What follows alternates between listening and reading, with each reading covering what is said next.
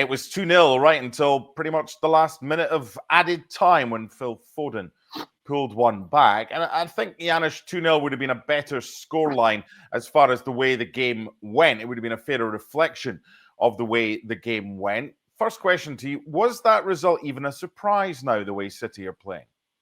Yeah, that's the problem, right? I mean, I think it almost feels like we've said everything that needed to be said. What's wrong with City? Why is this happening, right? Where they have consistently now over the last couple of weeks shown us that that cycle's over. That cloak of invincibility is gone. A kind of sad ending to a glorious City era, I would say, right, where they gave us such a great football. But that happens. Nobody's going to cry about that, I suppose. But when you look at today, the opponent, obviously, remember they've lost their last season as well, and you saw the first minute mark, right, and John Duran and that chance in the corner, Ortega save. But even before that, because I'm sure not just me, but I looked at the lineup and I saw the midfield. And I saw what was missing at City, right? And what Villa had, that physicality, the two players that were absolutely incredible today, Morgan Rogers and Tielemans as well. Kamara was actually quiet, but doing his job as well. When I saw that lineup, I just said to myself, based on what I've seen before, this is just a disaster waiting to happen. And it did. There's always a danger when people analyze a game like this, that they focus on the big side, the defending champions not winning the game, and very little praise goes to the other side. I don't want to fall into that trap because I thought Villa were exceptional today. That was the Villa team that we saw getting into the Champions League, the swashbuckling style, the midfield. And I'm glad you mentioned Tielemans, because he's a player I was going to mention as well as kind of an unsung hero. Morgan Rogers played with Cole Palmer for Manchester City's youth team. Never got a chance in the first team, ended up at Middlesbrough. And now look at him. He's 22. Gundogan's 34. He was replaced. Tail of two midfielders. There's so many kind of things you can look at, so many dichotomies that you can kind of look at and say one's going one way and the other's going the other way. So not to fall into the trap of City this, City that, what did Aston Villa do so well today? Well, obviously, I just mentioned the midfield. They had numbers there, and they did what many teams did over last week. Over last month or so, is that if you look at Manchester City, they're no longer powerful on the outside. No. Remember the combination play, the ability to get behind back four through combination play, get into that byline that I talk very often. Today, I saw it maybe once. Rico Lewis, I don't know if you remember, in the second half, and Phil Foden ended up with a shot and a good save. But they don't do that. They don't have the pace on the outside, so you can give that to them. Manchester City had a wonderful balance to them because not only could they stretch you wide, they had the ability to beat you one-on-one in the wide areas and combine centrally as well with players coming up. They've always sent numbers forward, and they do that. And they did that today. It's just that there's an inability to win the ball back quickly like they did before. That spirit, that hunger that they had to win it right back the moment they lost it, and inability to protect the back four, who's been a disaster due to injuries as well. So I think Villa knew that. They had the numbers and physicality in the center of the pitch, and they trusted Matty Cash, and I thought he played well, although he was maybe a little bit too eager, got himself booked, but saw the game through. And same thing on the other side with Lucadinha and Bernardo Silva, who, I don't even know why he's playing every game, just about 90 minutes of every game. It's just, it was coming. It's been coming. It's been happening. And, that's what's going to happen probably for the rest of the season. Some good, some bad, some indifferent for Manchester City. I think it's fair, Janusz, to say that some managers can be guilty of going favoritism over form, picking a player because of the name of the player. John Duran starts ahead of Ollie Watkins. John Duran's in form. He's scored goals off the bench. He's started, then he scored goals again. Very difficult to leave someone like Ollie Watkins out because he gets in 95% of Premier League teams. But he went with John Duran, and the opening goal is a good finish, and it's nice assist from Morgan Rogers. But that's one of the passes of the month from Yuri Tielemans to I- send up Rob. I'm glad that you mentioned that, because I mean, that first goal, it's not even that. When I saw that, obviously the mistakes are obvious, right? John Stones being Yeah. late, coming out there, no business. But I think, to me, because it made me think, because you'd say they trained that on the pitch, but it's one of those plays that even if they did, it showed how amazingly fast football is progressing, because I don't even know why you would train that, right? On a half turn, back to goal, Morgan Rogers forces him to play that, right? And I try to put myself in the position of Kovacic there, because he was lazy. He saw him in front, right? He let him go simply because he did not think that A, that run was going to be made, and B, that pass is going to be made. That's what was amazing about that whole play. Because think about it, when you turn like that with your left foot, perfectly weighted ball to send the player through. I mean, that takes some doing, and just the idea of wanting this to happen, it seemed to me like it was trained. It was trained, but then again, I know that doesn't happen. It's just that's what Morgan Rogers did. He decided that he's going to make that run. If he gets that ball, great. If he doesn't, oh well, because otherwise, if he doesn't make that move, there's no way I think Tielemans plays that ball. You mentioned the sloppy bit of play by Gvardiol right at the start, 17 seconds that led to a corner after John Duran's one-on-one was saved by Ortega in for the injured Ederson. And from that corner, this is before the first goal is even scored. It's an unbelievable save from Ortega. We saw one last week from Martinez. This time it's Ortega to deny Pau Torres. So you kind of got a sense of the way that things are going. And maybe it's funny, and I know we're kind of jumping about chronologically here, but you spoke about the team lines, and if we're seeing that, and then Villa get it, and you see no Kevin De Bruyne, and surely Kevin De Bruyne, not 100% fit, but if he's good enough for the bench, is still good enough for 60 minutes, because Erling Haaland's first touch, and it's debatable whether he even got that, was in the 90th minute. Surely a Kevin De Bruyne for 60 minutes is better what we're seeing from a Bernardo Silva, from a Kovacic. Yes, they haven't replaced Rodri, but this is all about Villa for me. And I know everyone will want to kind of go the other way. What's wrong with City? We've done that. We'll continue to do that. But today wasn't a surprise. And the fact, I think it was the 43rd minute when Grealish played the cross in and Gvardiol headed over. That was the next chance that Manchester City had. Has Pep Guardiola run out of ideas, or has this City team just run out of legs? Well, look, I mean, it's funny because I think we all want to put a nail into Manchester City, and they've been doing a pretty good job doing that themselves. But let's not forget, it is about Villa. They were absolutely outstanding. I think you can expect that from Villa, especially at home. The difference is, I think, the hunger. Right? I mean, something to strive for. This Villa, we all remember where they were when Emery took over and all that. It's a massive club that hasn't, won the Premier League in such a long time. So I think that's the difference. Because think about it. I mean, Villa has been in this place in the last month or so as well. Remember, I mean, they've had a soft patch. I mean, you look at here, you're talking about Manchester City. Look at this. They conceded 25 goals. They don't score as many. Well, look at Villa. Point ahead. They've conceded more goals, right? They've scored less than Manchester City, so it's all relevant. But I mean, when you come off of winning the Premier League for 4 straight seasons, right? You've accomplished all these goals. This is the difference that we saw today, right? In that spirit, in that momentum, and wanting to get better. And there's still part of me that thinks that Premier League better be careful in not giving Manchester City renewed motivation, right? Because yes, the difference, I don't even think I'm talking about, who's going to win that. I mean, I think Manchester City may very well find themselves in the top 4. I look at their schedule. It's been tough now. Now it's a little bit less tough. So they have an opportunity, but it is a team that if there's a spark all of a sudden, right? If they start getting players better, I think they're going to come. I think if I were at Manchester City, they know already that it's impossible, right? They seem to think that way, Mark.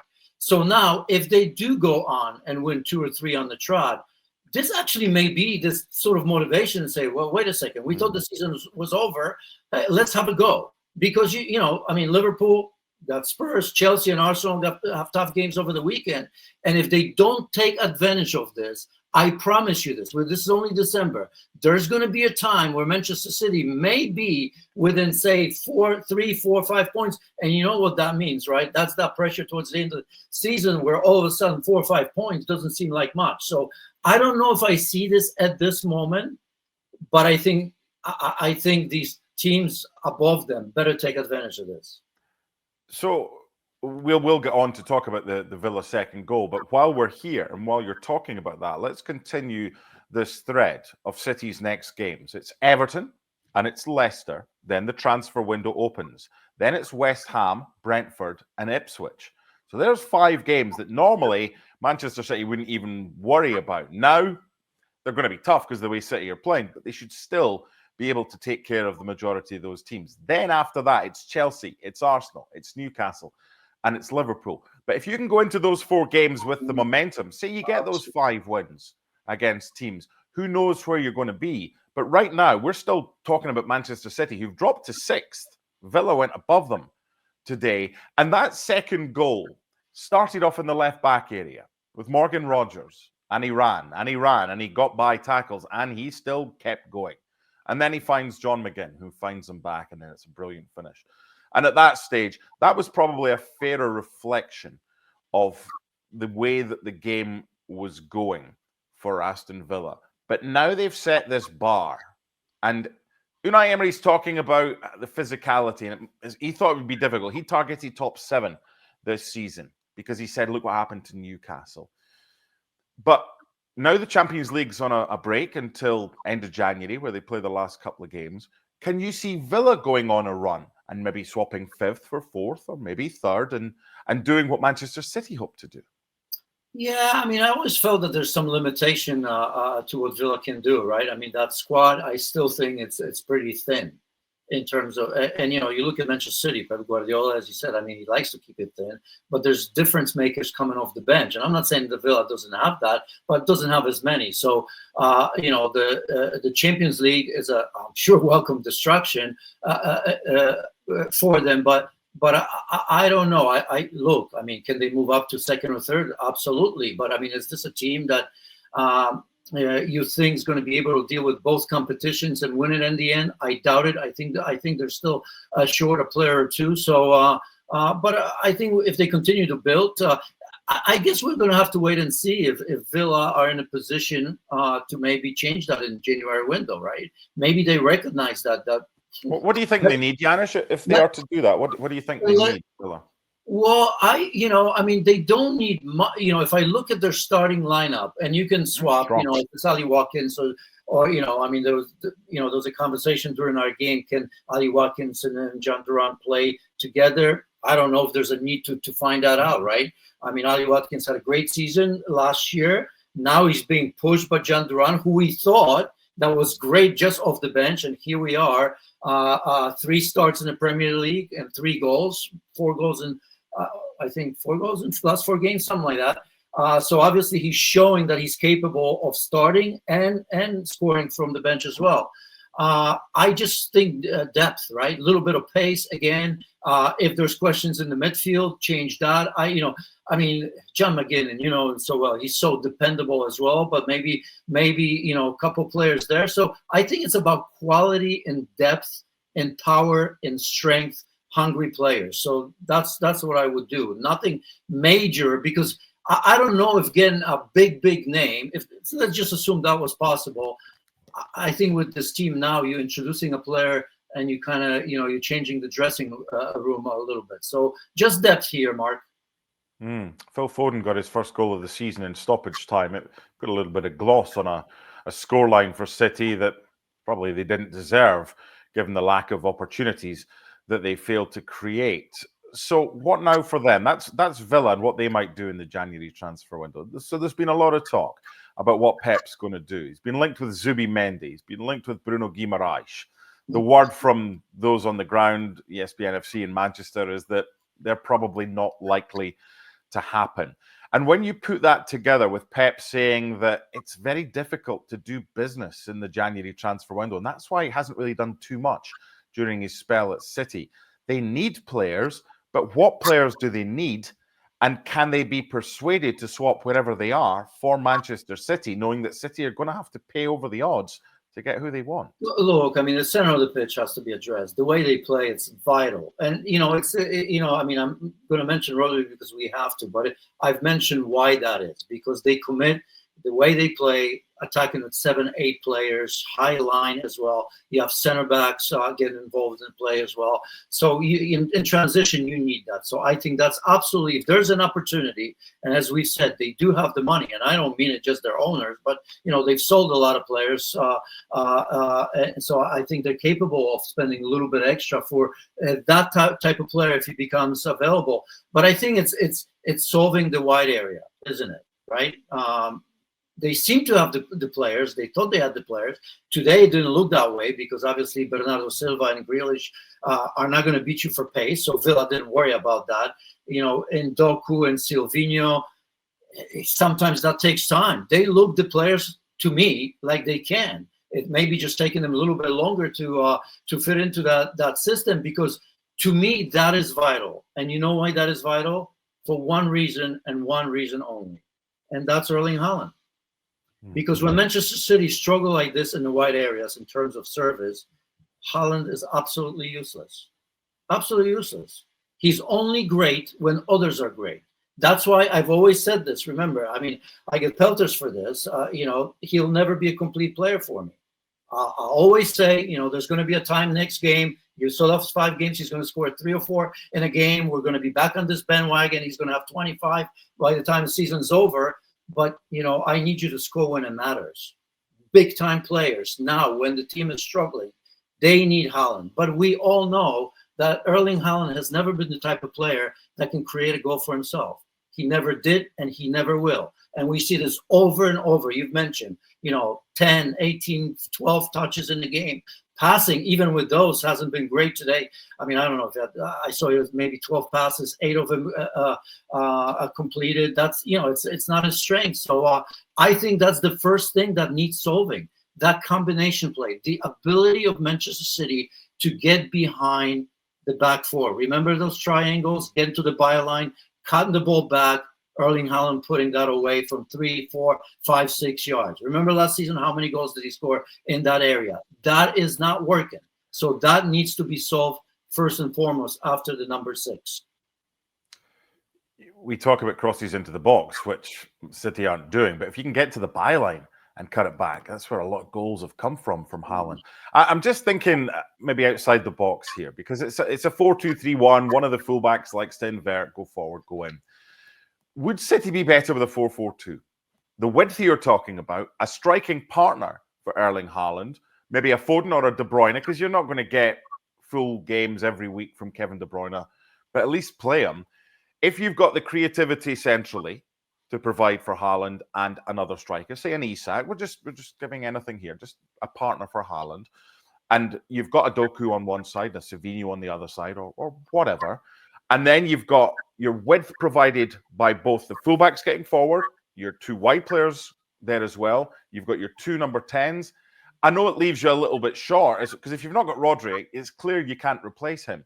But would Haaland benefit from a strike partner and a simple 4-4-2? Yeah, but there isn't one. And I hear what you're saying, but I mean, they're kind of doing that, because if they put anybody next to him, it's still not going to be a real striker, because they don't have that. Right? I mean, Julian Alvarez. Get one. That's what I'm saying. Get one.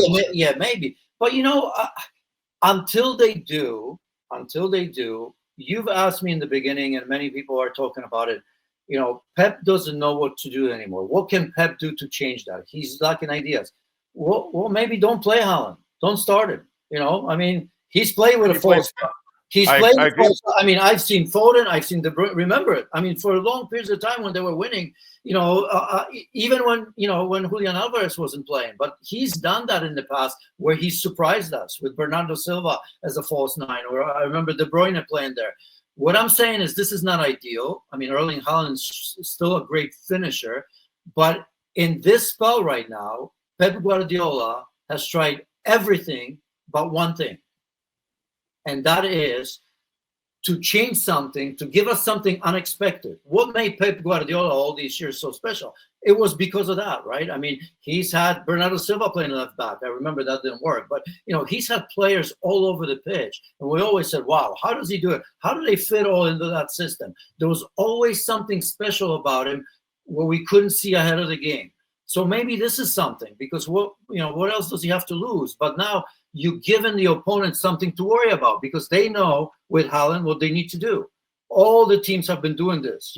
I mean, when was the last time Haaland scored in the Premier League? This is going now. He's got like 1 goal in 5 or 6 games, right? So teams are kind of saying, okay, we'll do what Villa just did, and many of them are doing it. Make sure the center of the pitch is congested, and they don't worry. They give you the wide areas and all that. So I wonder if that may be, for one game, something to reignite this team to try this interchangeability of Manchester City. But I hear you. If they can get a striker, of course.